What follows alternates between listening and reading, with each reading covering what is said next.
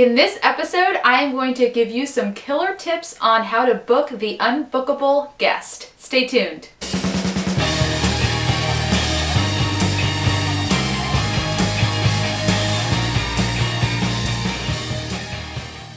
Hey everyone, thanks for joining me for today's episode of Interview Connections TV. In today's episode, I'm going to share with you some killer tips on how to book the unbookable guest. The guest that is a big get. The guest that does not say yes to everyone and is not easily accessible and is a great person to get on your show. All right? First, I just want to share with you how awesome of a day I'm having today. I woke up and it was like 6:30. I knew my husband had to leave with the car at 8 o'clock. We share a car.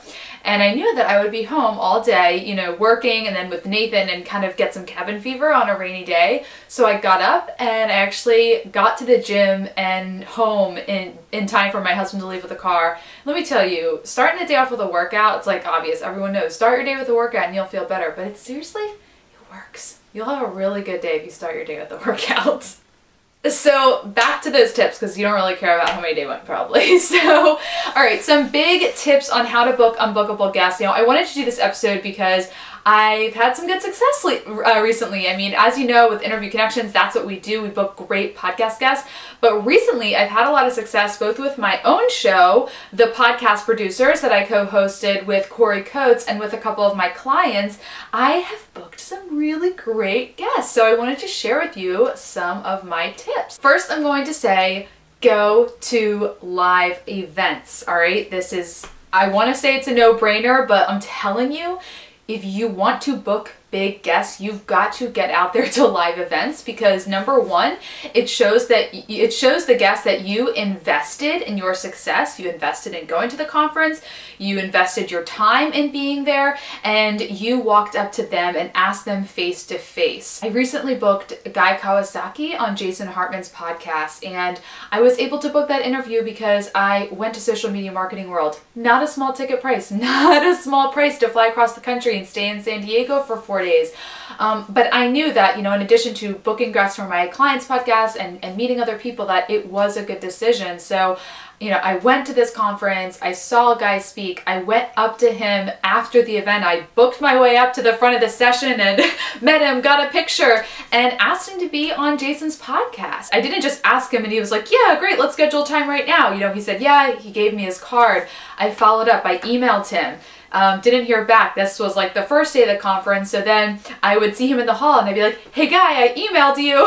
I would bring it to his attention so he wouldn't forget, and he would, oh, okay, yeah, let me look that up. And then he connected me with his assistant and we got it scheduled and the interview was recorded. So that was because I went to a live event. My second tip is to have a booking agent. Now, if you didn't catch in that first tip there, I was at a live event. I'm recommending that you go to a live event as the host, but having a booking agent that is out there also networking for you is clones yourself basically, right? So I know that my client Jason Hartman is out there at live events all the time. I'm pretty sure that he was traveling at another conference or at another event at that same time that I was in San Diego, probably meeting lots of other people that he's going to interview. By working with someone like me at Interview Connections and our team, we're always out there meeting and networking with other guests at live events.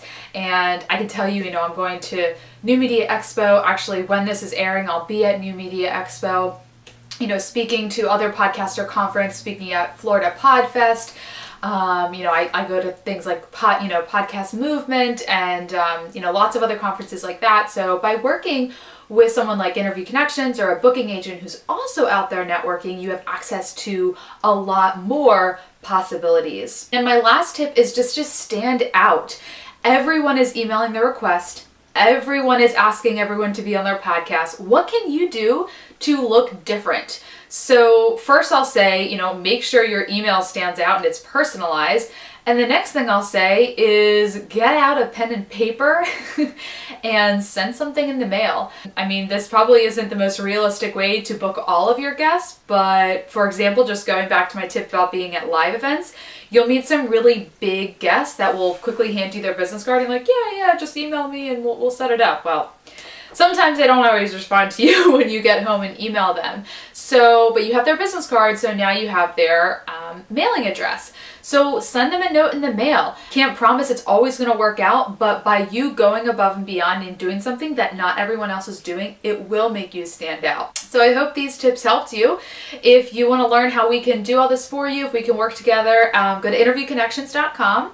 If you want to listen to my podcast, go to roads-to-success-podcast.com and check out my new show with Corey Coates at thepodcastproducers.com. It's a 10-episode series, lots of amazing content, over 25 guests. I think my count was 28 people that we interviewed for this series. So I'm so proud of that show.